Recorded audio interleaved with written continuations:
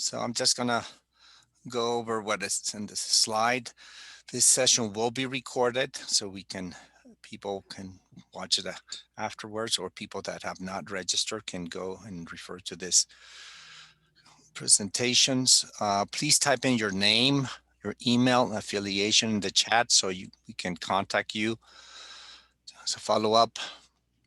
If you're not speaking, please mute yourself. You don't want to introduce noise. After the presentations, we will have a question and answer session. People are monitoring the chat, so you're welcome to ask questions through the chat. And when you do, please state your name and, again, affiliation.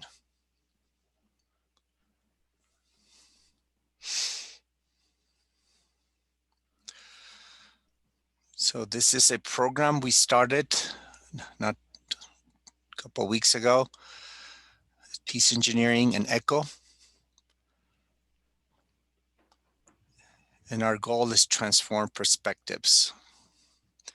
This is a definition of peace engineering that was developed in November of 2018 when we organized the first Global Peace Engineering Conference as a joint event with IFES, GDC, and the School of Engineering at the University of New Mexico. This is the definition that we are following. And our goal is to change the mindset of all existing disciplines, not only engineering. It's not just about engineering. And we need to create new disciplines to address the global challenges.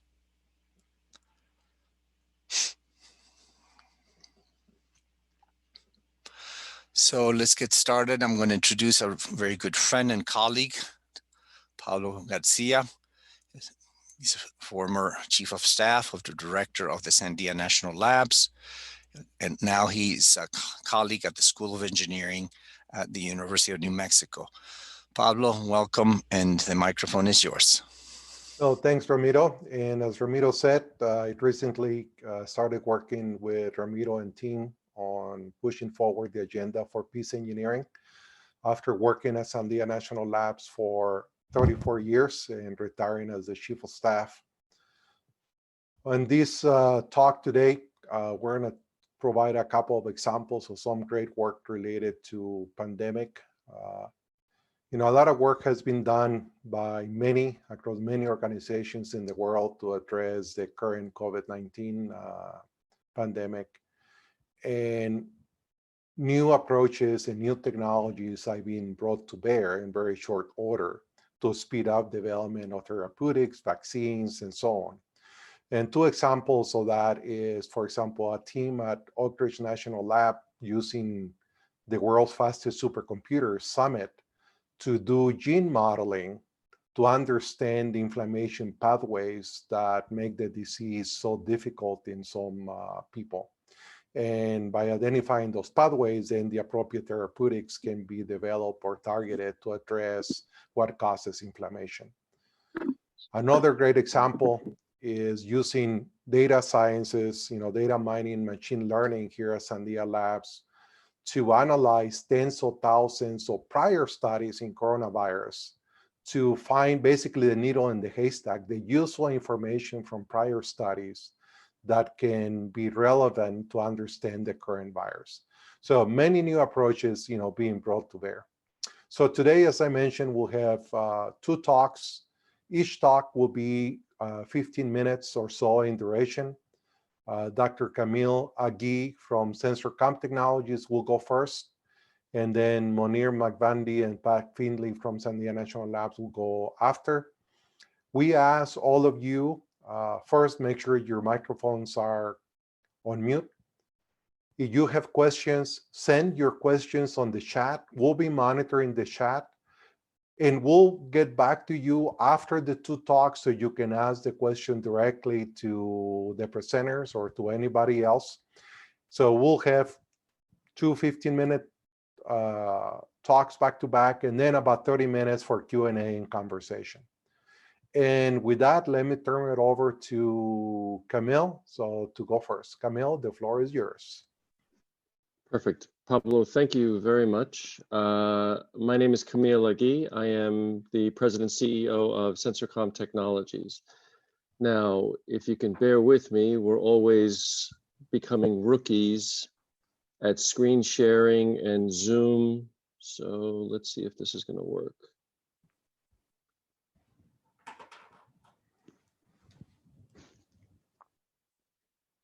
And it's going to be a good day today.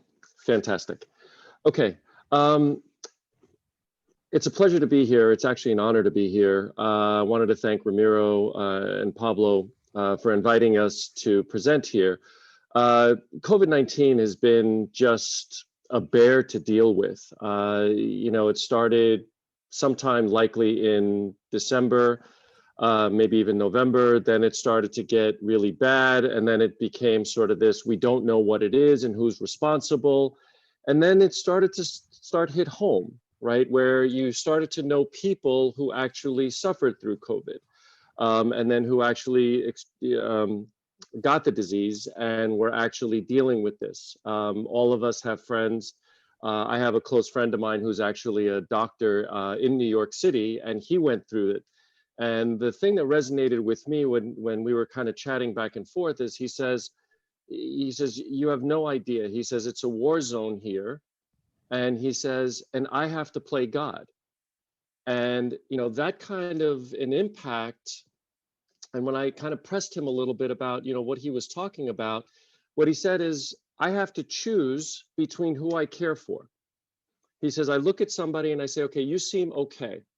And so what they do is they send that person home because they're limited in resources.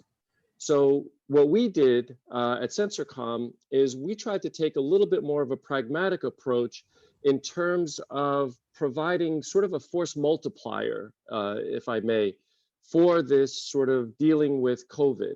And so the way that we approach this is said, you know what, how would we normally do this, right? The idea is we want to keep people out of the hospital system. So let's think about how we would take care of people at home. And so there, what we did is we said, okay, well, we could take blood pressure, we could take blood oxygen level, we could do respiration, we can take care of all these things at home. Had a conversation with my 80-year-old father and asked him what he thought about sort of monitoring himself. He's technical by nature, so he's data-driven.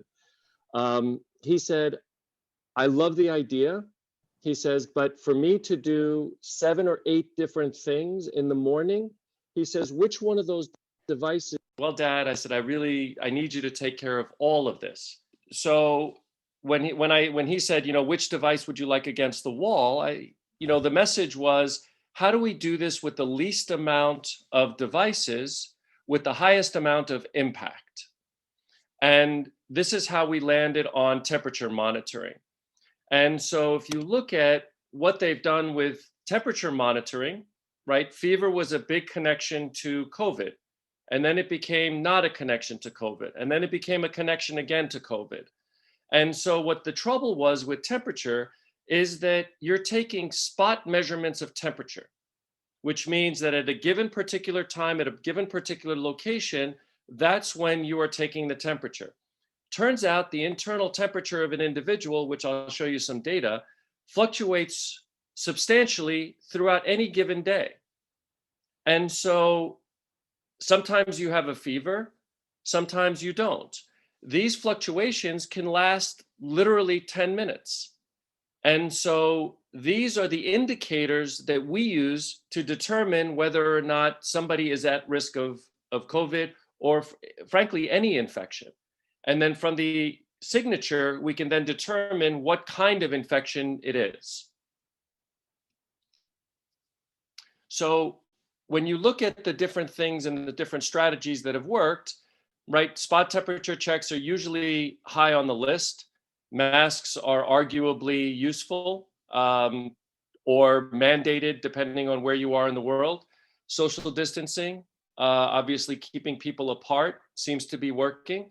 As a matter of fact, if you look at the sports teams, the National Basketball Association, the NBA, created a bubble that worked extremely well in Orlando, where nobody came in or out, but they were able to operate because everybody inside was safe. And so the idea is we want to sort of work that concept of how do we bring people and know that they're safe coming in. So we want to talk about safety in the various markets that we're dealing with. For example, with employers, right? We have a couple of systems rolled out in a few employers. Our main focus now is actually in schools. I have two kids. One is 17. She's a senior in high school. The other one's in 7th grade. He's 12. There's a very big disparity between how they behave to moving from in classroom to online. And so we're trying to get them back to normal. And in doing that, we really have to do this safely. And of course, you know, when you looked at the assisted living, that was a big problem. And then now what's happening is people are trying to open their economies back up, and tourism is becoming an issue. So we want to be able to bring people into areas safely. And the question is how do we do that? The way we do that is we use temperature monitored at the wrist. So here's what I wear. And I'm continuously monitoring my temperature. I've been able to get on airplanes. I've been able to drive. We've been out to restaurants. And I'm able to constantly monitor my own behavior in terms of temperature. The way that we've set this up for schools is that we start with acquiring the temperature data. From the data, we're able to extract information. And then from the information, we move to intelligence, right? We want to make a decision here somehow. The big problem in sort of accumulating data health related is the privacy issue. So how do we deal with privacy? Well, privacy, actually, the way we deal with it is that we only take temperature and we take an ID number. The schools provide the students with an ID number and keep their name. So they don't get the temperature, we don't get the name. Each organization is now clean in terms of maintaining health records. So the process works where we're taking temperature. If there's some anomaly in the temperature, what we do is we push the student into second-tier screening. The second-tier screening is done by a qualified healthcare person, so QHCP. And what that person will do will essentially, it's like an urgent care visit. They will have additional data, so SpO2 data, heart rate, and blood pressure. And then they'll be able to determine what the course of action should be for the student. Should the student return back to the classroom? Should the student be placed in isolation? Or should the care be escalated? And so that process that we're developing at schools also works for workplace, assisted living, as well as the other directions that we're going in. So here's some data. This is about 3 months worth of data. And what we've done is essentially, if you look at the fluctuations, you'll see that depending on when you take your temperature, you could conceivably pass every single health check. My favorite part of health checks is when they ask you questions, right? The interview. Have you had a fever? I don't know of anybody that has said, yes, I've had a fever in the last 24 hours. Have you had any symptoms? When you're on a deadline and you have to get to the office, the last thing you're going to do is say, oh yeah, by the way, I've been coughing. So, and plus the kind of symptoms that you have may or may not be relevant. So if I take in a sip of coffee and all of a sudden I start choking, I'm coughing. So is that really considered COVID related? And so as we're starting to sort of drive this process, what we want to do is, and this is why we call it data-centric care, is that we really want to be looking at the data.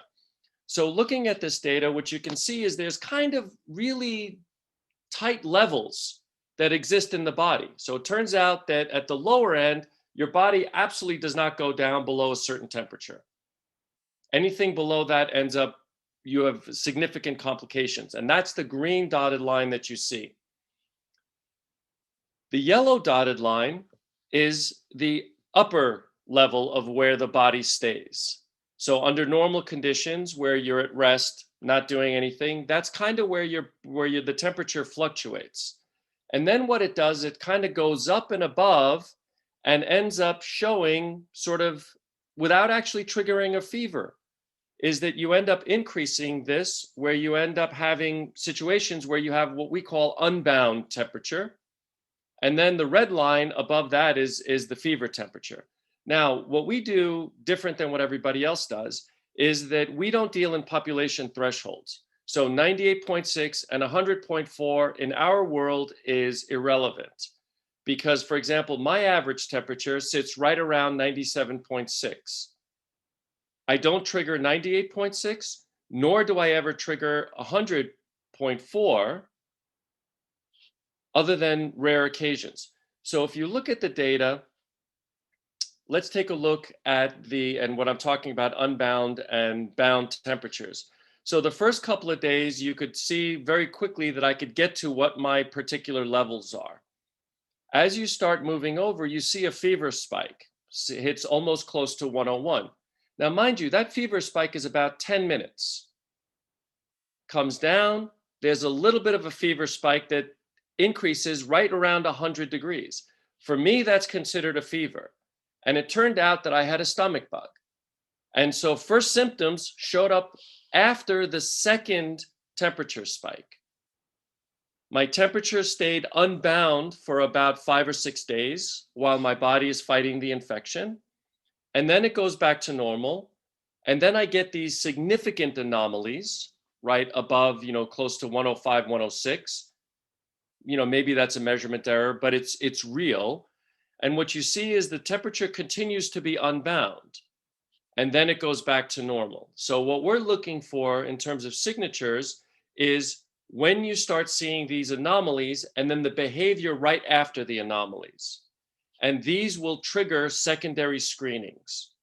So I've received 2 COVID tests throughout this whole process, both negative, but there are places where I was contagious. And this is a clear indicator. Now, is this going to work for 100% of the people? I've argued with multiple doctors that said, well, people will not wear a watch. That's okay. But if we can pick up 80%, if we could pick up 90%,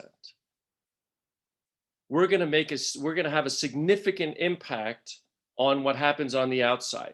And so if you imagine what we're doing here is you start looking at a whole bunch of people in the population. What we're doing is we're finding and identifying the people that are at risk. So if we know who's at risk and we're able to take precautions, we're able to stop any of the flow of the disease, right? Or the spread of the disease. The system is quite simple. It goes from a smart wearable to a smartphone, separate box. We have multiple configurations. Goes into the cloud, we do the analytics, and then we provide the information to the QHCP. QHCP in schools could be a school nurse, could be a district doctor, could be a telemedicine doctor, however it's set up. So we're doing pretty much customized rollouts, so to speak, but they're kind of mass customized, so we know how to get through these pretty quickly. Now, the key to the whole thing is that, and this is where we tie back to peace engineering in the ECHO program, is that we developed this concept called the natural ecosystem. What we learned is that monitoring temperature in real time is not a solution. It's part of the solution. The next talk you'll hear is all about logistics side of things. You need that. Pablo alluded to numbers of other technologies and capabilities. There are RFID capabilities for contact tracing. All of these have to be brought together, and all these capabilities have to be brought together. And this was what we had developed actually for a slightly different concept, but it actually applies here, right? We were looking at sustained growth. This is at pandemic mitigation, right? So if you change the center there to pandemic mitigation, everybody has to participate. And so we just announced this week that we had selected a Philippine distributor for the system, for data-centric care. And in the Philippines, we're actually implementing this and recreating this. we've created this in multiple locations. So for example, in Albuquerque, we have this particular concept working, and it's working pretty well. So it works for economic development, it works for pandemic mitigation, it works for sustained growth. And from our perspective, we're going to add a little bit more to the peace engineering definition, in that we want to talk about safe, ethical deployment of emerging technologies. And there is not a time other than now where ethical deployment of emerging technologies and the safe deployment of emerging technologies becomes extremely important. So with that, I hope I didn't run too far over. I will turn the floor back over to Pablo. Well, that was Thank you. perfect, Kamil. That was exactly 15 minutes. My timer just went off as you were wrapping up. So thank you. Perfect. Well, we're going to switch gears and go into the second presentation by Monear and Pat Finley. So all yours, Monear. Good morning, everyone, and thank you for the opportunity to present. We're going to talk a little bit, go back in time to talk about some work that Sandia did in response to the 2014 to 2016 West Africa Ebola outbreak, and talk about a little bit into how that might relate to some COVID-19 vaccine distribution planning and logistics. And then my colleague, Pat Finley, is also on the line to answer questions. So a little bit about myself. I'm an infectious disease epidemiologist by training. So a little bit of a rarity at a national lab. And so as we go through this, I joined the team to provide the epidemiology background and the sort of disease characteristics that were necessary for our response. And Pat and his team did a lot of the modeling and actual analysis.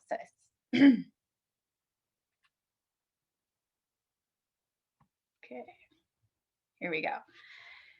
So in brief, we're going to talk a little bit about how we applied modeling and simulation to the West Africa Ebola response. And then I have one brief slide to go over some of the other engineering challenges that we experienced during our response, and then talk about applications for COVID-19 vaccine distribution.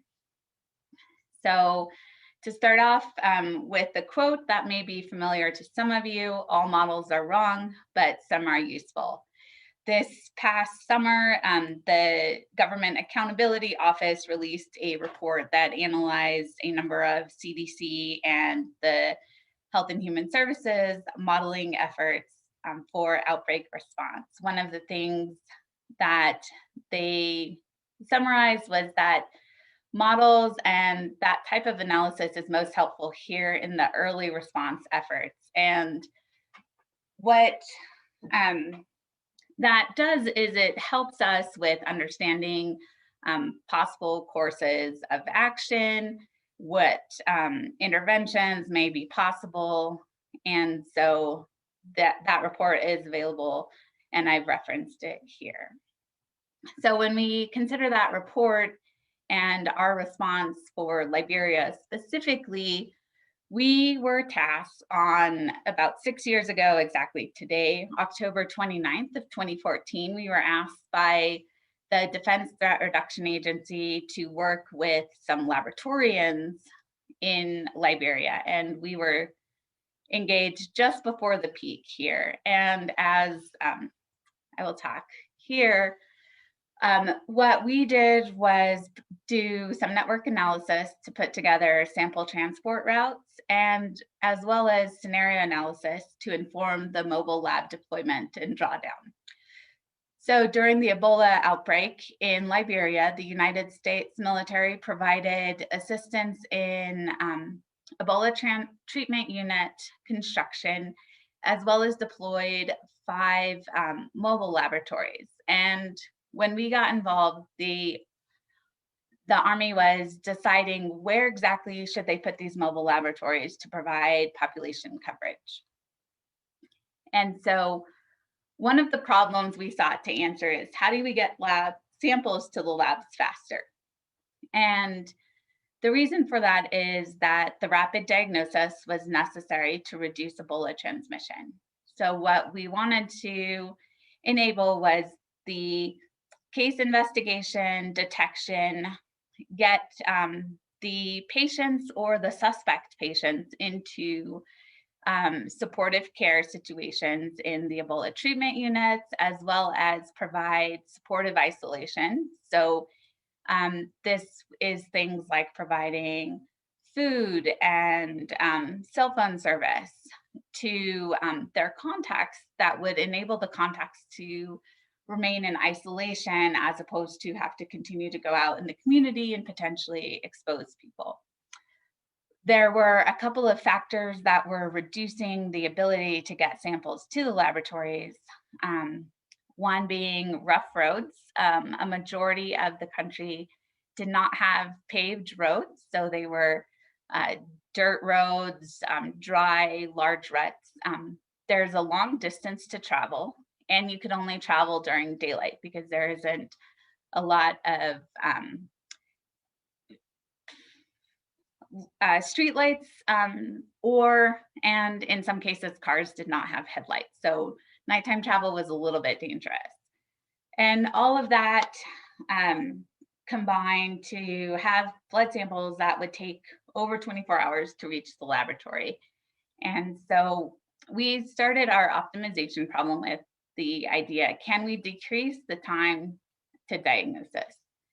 And so our analytical strategy included a couple of different groups. So we had diagnostic lab SMEs. So we had one gentleman who had returned recently from Liberia to give us sort of the on-the-ground truth. We had some folks doing geospatial analysis, optimization modeling, and then we set up a agent-based systems model. So for the geospatial data analysis, this is the foundation that we built our other work on. So you'll see here, this is a paved road that heads up country. But what that road looks like after you get a little bit outside of town was a very large red dirt clay. So our geospatial team went through and actually figured out where is there road versus where is there this mud path, and then where does it turn into a footpath. So that helped with actual realistic distance and time travel optimization. And then looking at the decision support to evaluate where should these mobile laboratories go, with the goal of reducing sample transportation and the lab turnaround time to less than 1 day or 24 hours after the sample was collected. So what is the most optimal location for these additional laboratories that the US Army is providing? So the red zones are spaces that travel was over 8 hours. And so, as I mentioned, or red is travel greater than 48 hours. And as I mentioned, you can't travel at night. So when we start talking travel greater than 48 hours, now we're pitching it to multiple days outside. And so in that analysis, we were able to sort of give them some options. What are the distance? How many hours will it take realistically given the current road conditions? And then what are kind of the closest testing labs in these different situations based on where you might put a laboratory. And then lastly, we set up the agent-based simulation of the treatment process because one thing that, as you all have been living through the COVID-19 outbreak, is it's one great big system. So we have our symptomatic patients in the community. In the case of Ebola, they went to an Ebola treatment unit or a screening unit to have initial blood samples drawn.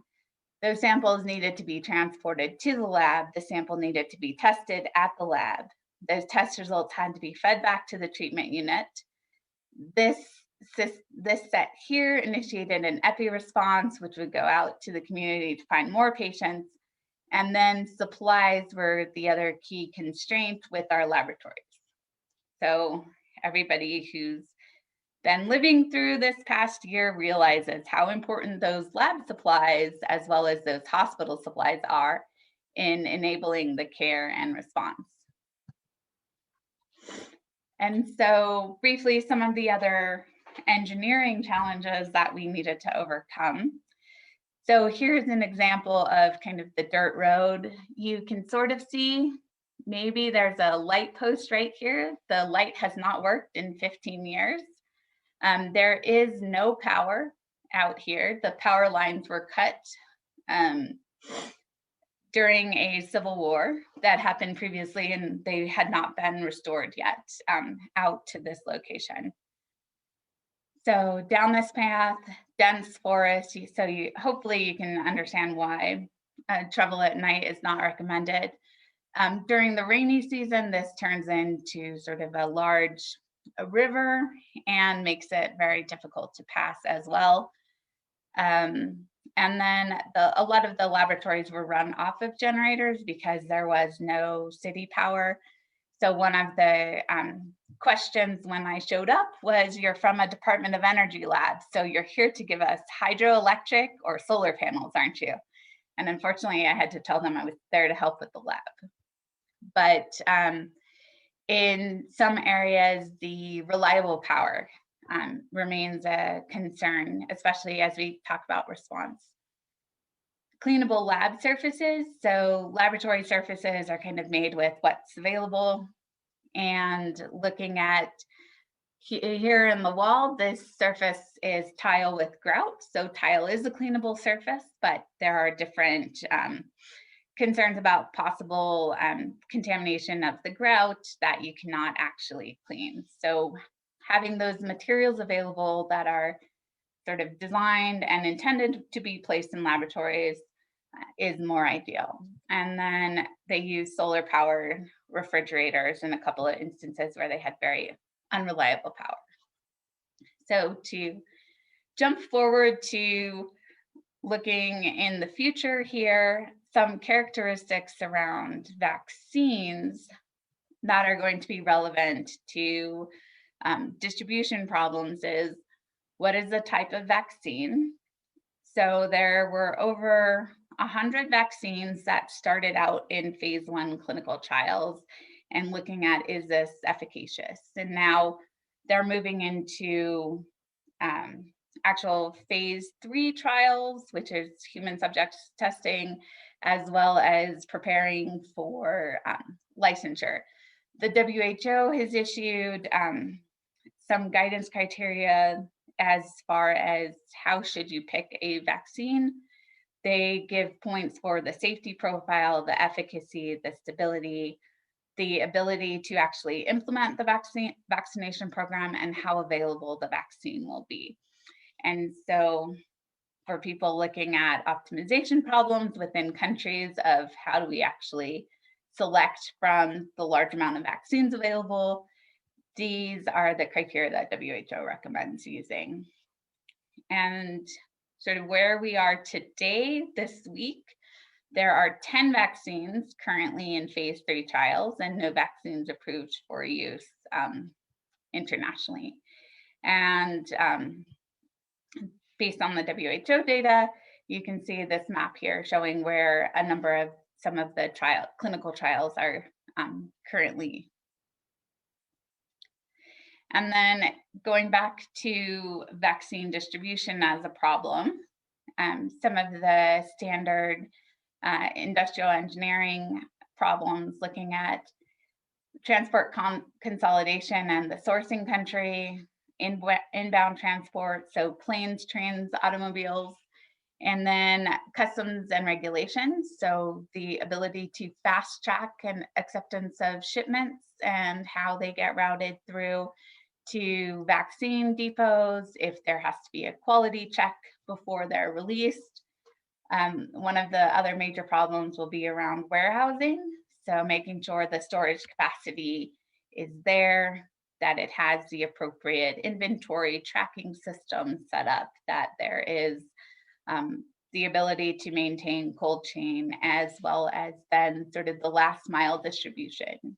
And in Liberia, during the Ebola outbreak, one of the problems we worked on was that last mile distribution. How do you get a sample from an individual in a rural area to a laboratory in the main city? And so this will be sort of a reverse problem. How do you get a vaccine from the main city out to those individuals living in the rural areas? And then one of the big outcomes from the Ebola outbreak was this focus on using and conducting operational research. And the first article here is a paper that Pat was a co-author on, looking at using geospatial analysis to monitor spread of Ebola in a quarantine village. So hopefully I did not take too long, and thank you all for your time. So I haven't seen any questions coming on the chat. So please take a few seconds and send your questions, or maybe just raise the hand here on Zoom, and I can get back to you. But maybe while we wait, question for Kamil. Kamil, you mentioned that you already deploying some of these systems in a few areas. Can you share maybe some of the kind of lessons learned and findings as you're trying to cover more and more population? Absolutely, Pablo. So number one is 8-year-olds hate anything on their wrists. That was sort of a big one. The older kids are better. Our ability to do a rollout plan actually starts at the faculty and staff and then into the students. We found that to be most effective. And then the other big latest learnings is the fact that we've created a protection layer around the school. We learned this week that the protection layer around the school may not be sufficient enough because bus drivers who are bringing the kids to school are contracting COVID. And so now kids are exposed on the buses. Now we have to push the protection layer out even further and have this sort of mobile protection layer, because we can't protect the house, but we have to start at the bus. Mm-hmm. It's a horror show. It's an absolute horror show. Thank you.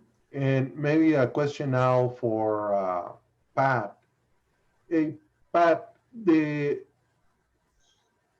modeling technologies that were developed or used for the Ebola outbreak, are you guys currently looking at COVID-related modeling directly?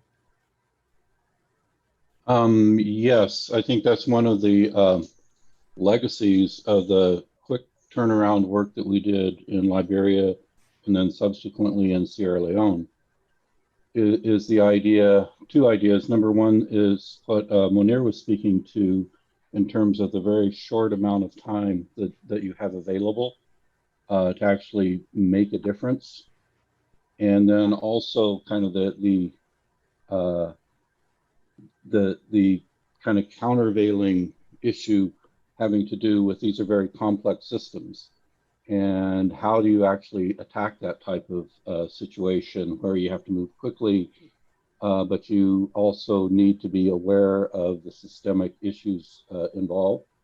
And I think the lessons we learned there that we have since been applying to COVID, both in terms of resourcing facilities, healthcare facilities, and also some work on vaccine distribution here in the U.S. is really kind of, it's very intimidating when you have a very short amount of time and you have a very difficult problem.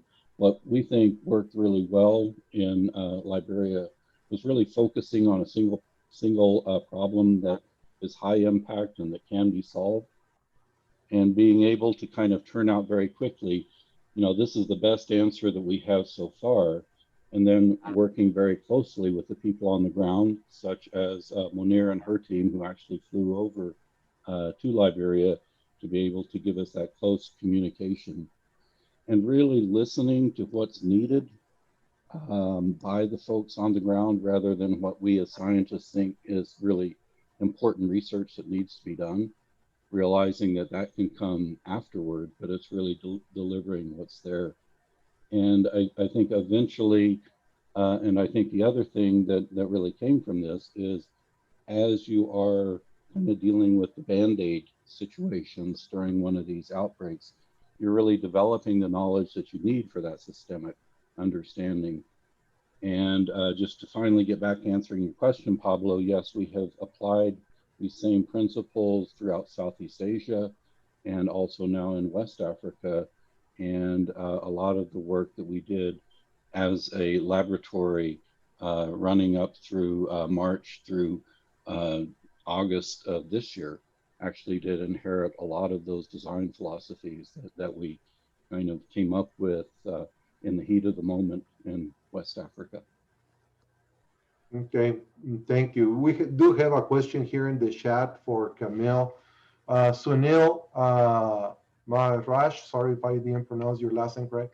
Can you unmute and ask your question to Kamil?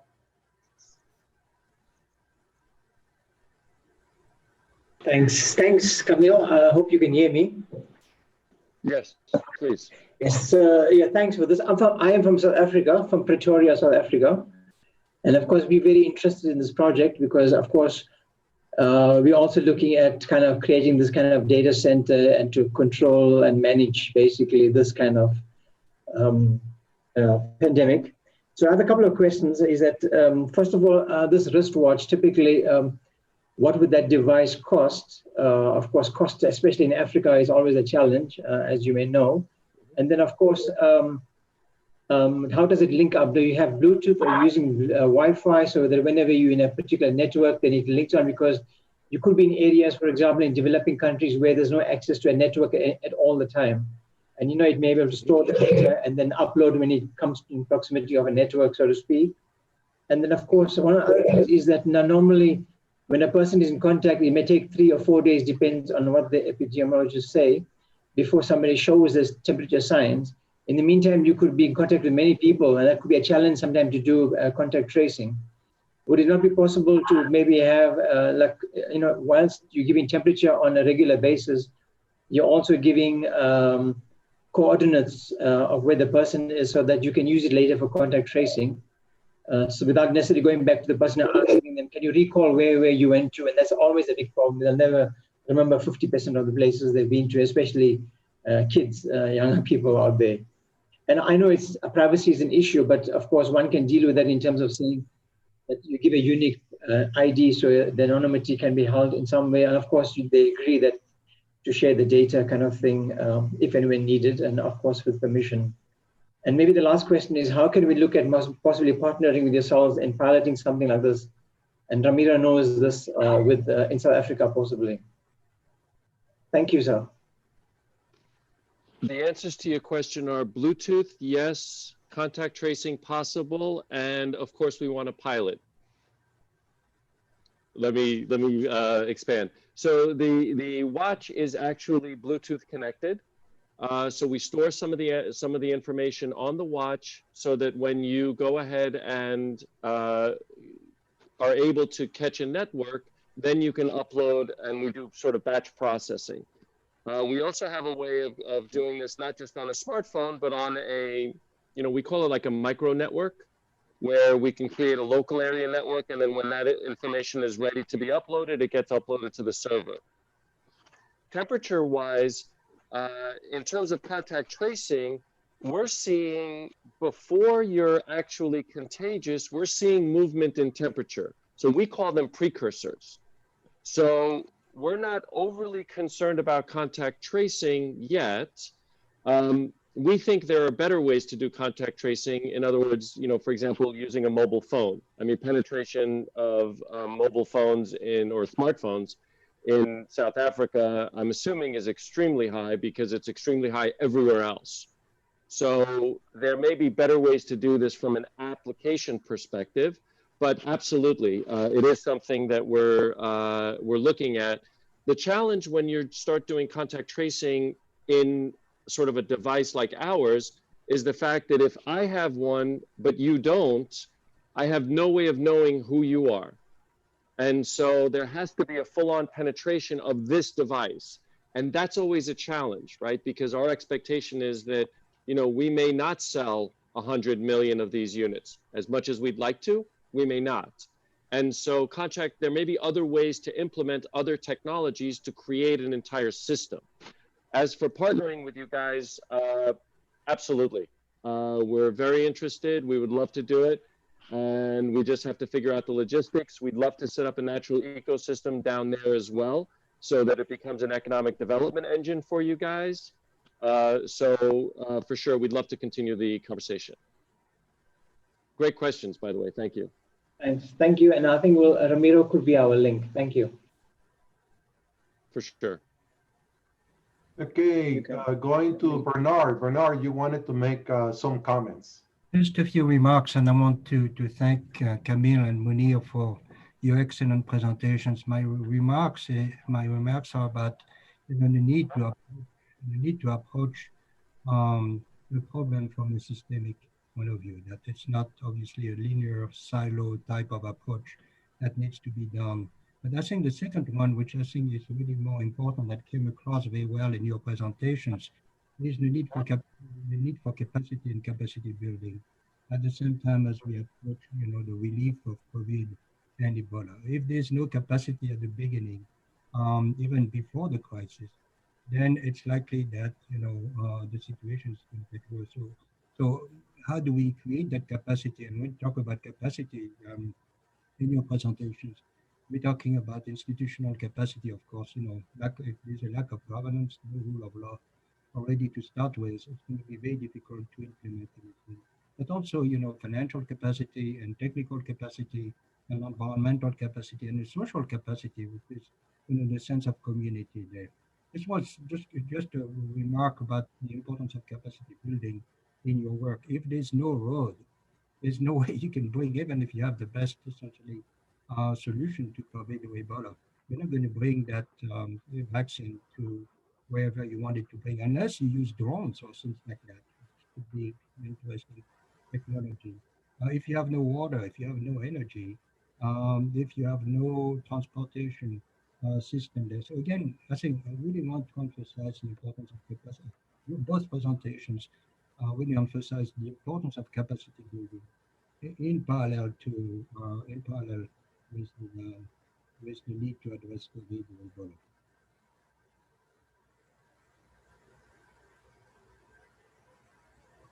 Kamil, any response or additional comments?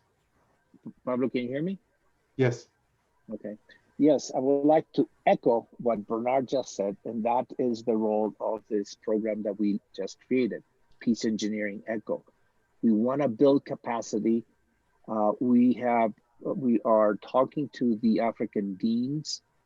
They picked 3 major thrusts for Africa. One is on telecommunications and energy. We need to move forward, and again, building capacity is very important.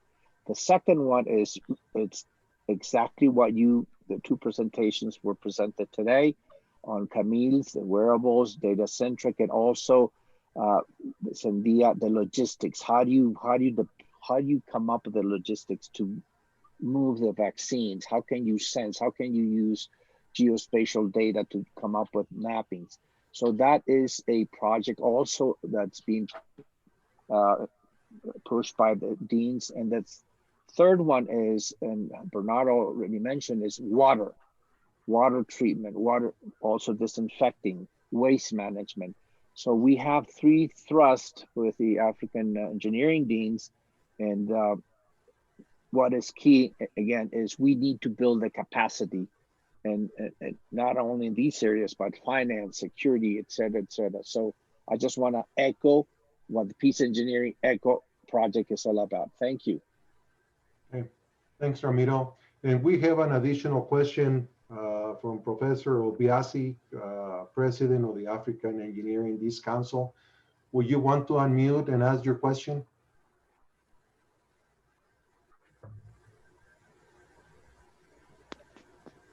Yes, thank you very much. My question is directed to the first presenter. Can you hear me? Yes. Professor, nice Okay, to see you again. Please. okay. How are you? Good, thank you. I'm saying that there are microcurrents in the human body. Is it not possible to use those microcurrents to correctly determine and monitor the internal temperature of the human body? That's the question.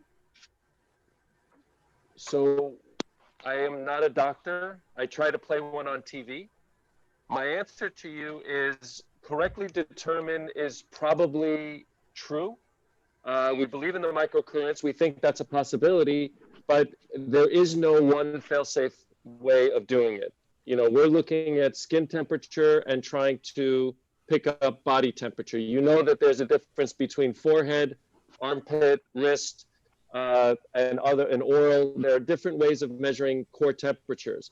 What we're looking for is relative measurements. So using microcurrents, absolutely.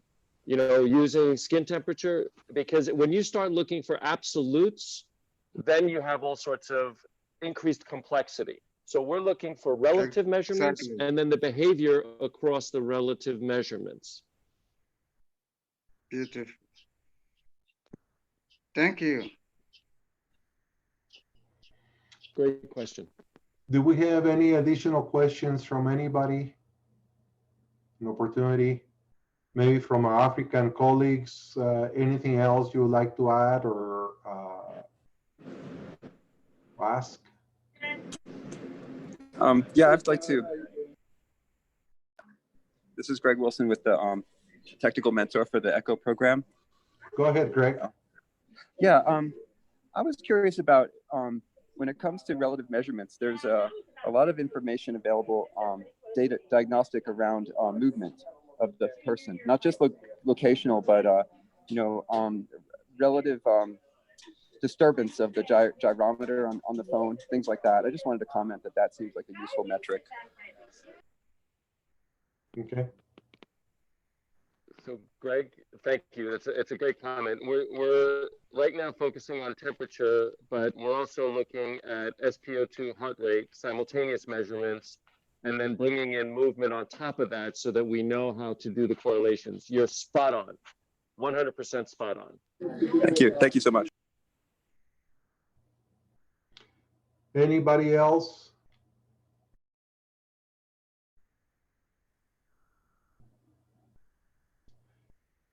So, you know, today a lot of attention is being given to, you know, how we contain the spread of the virus and the measures to quarantine people and doing contact tracing while research institutions are developing vaccines. And Monear showed us, you know, from hundreds of vaccines being developed, only a few are going to make it through all the hurdles of showing efficacy and regulatory approvals and so on.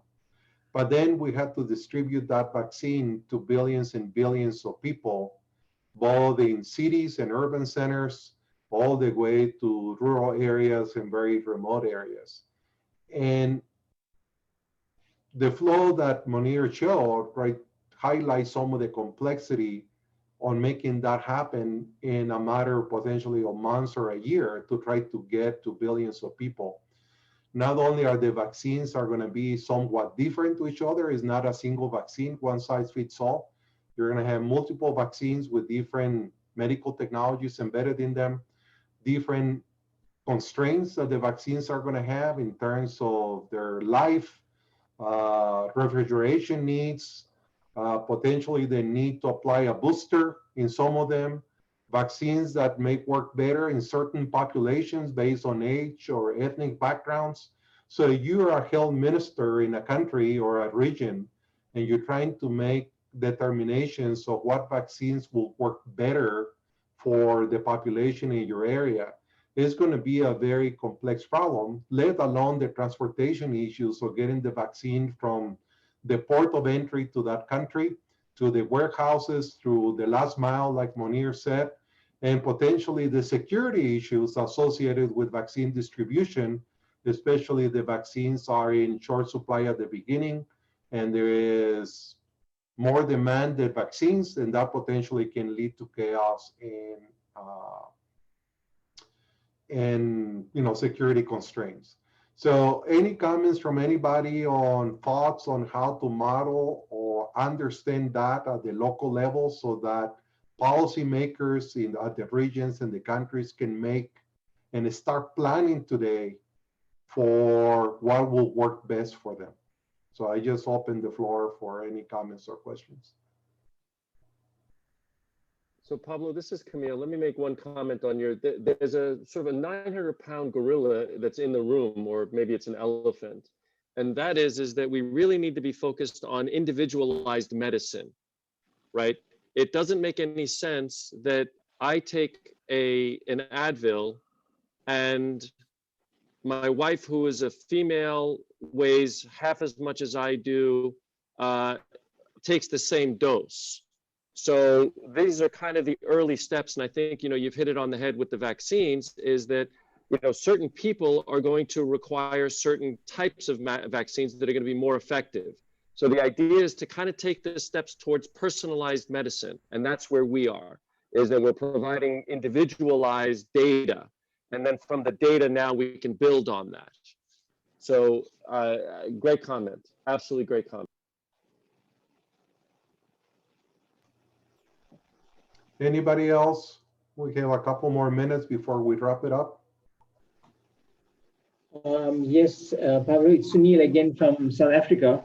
So I think what you pose is a very interesting optimization and supply chain management issues and challenges. And I think we would also keen to work on that, because we have worked on similar kind of things in what we call metros here for different kind of applications or projects, particularly in terms of waste pickup and that kind of things, where we looked at optimizing route plannings and of course that kind of stuff. And I think the kind of issues you brought up in terms of mapping the geospatial and looking at optimized ways of delivering and returns and so forth, I think that would be something very, very interesting project that could also be looked at with the ECHO project, or within the ECHO project, because I think it's relevant. And it's nice to plan ahead so that when the vaccines are available, all these kind of research and plans and tools are available to hit the road running, so to speak. Thank you. Thanks, Anil. Anybody else? Ramiro, any final words? Can you hear me? Yes. Okay. Well, I want to thank everybody for participating in this event. It's very timely topics that we need to start addressing. So I encourage for African colleagues to let's continue to push this forward. We need to reach out to other parts of the world. I guess the next would be Latin America. And like I want to echo what Bernard said, it's about capacity building, and also Sunil, let's engage separately and let's start working on these projects. I'll be your contact between Kamil and Sandia, and also Pablo is part of the UNM Peace Engineering team. So we will be more than happy to work with you. So everybody, thank you so much for your participation today. And we will continue this Peace Engineering Echo every 2 weeks with bringing different topics that are relevant and important to address these global challenges. Thank you. And thanks to Kamil and Pat and Monear for presenting, some thought-provoking activities. One of the goals of ECHO collaborative sessions is to share knowledge. And clearly we've done that with the presentations today and the conversation. Thanks everybody for joining us, and we'll see you next time. Thank you, Pablo. And thanks to the ECHO team. Thanks, bye-bye. Thanks, bye now. Having us.